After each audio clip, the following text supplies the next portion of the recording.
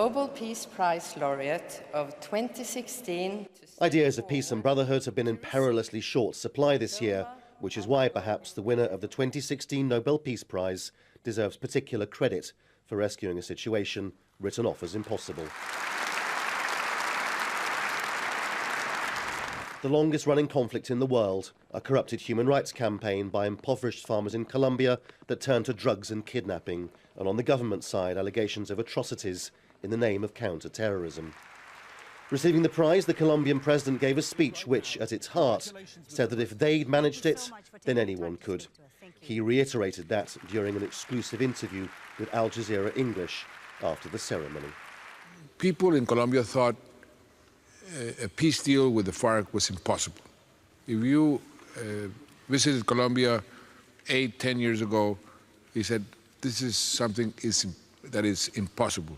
Well, we made it possible through persevering, through goodwill from both sides. I must recognize that both sides needed to sit down and have the will to get an agreement. You needed to set the correct conditions for a peace agreement to be successful.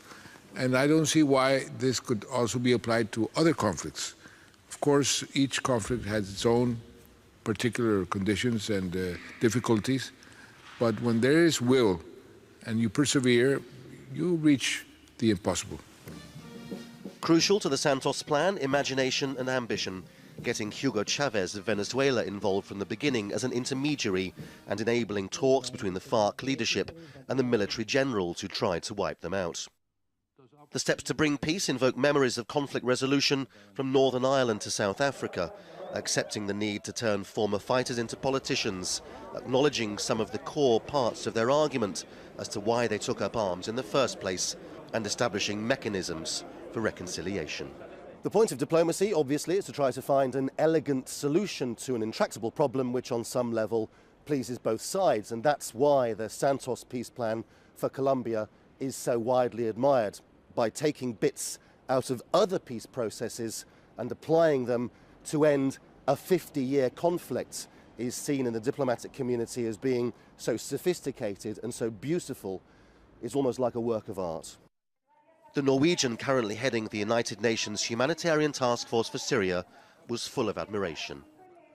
Let's hope that Colombia could inspire the parties and the sponsors of the parties in Syria to also pull towards the negotiating table, because what Colombia has shown is there is no military solution to these conflicts. There are only peaceful negotiated solutions.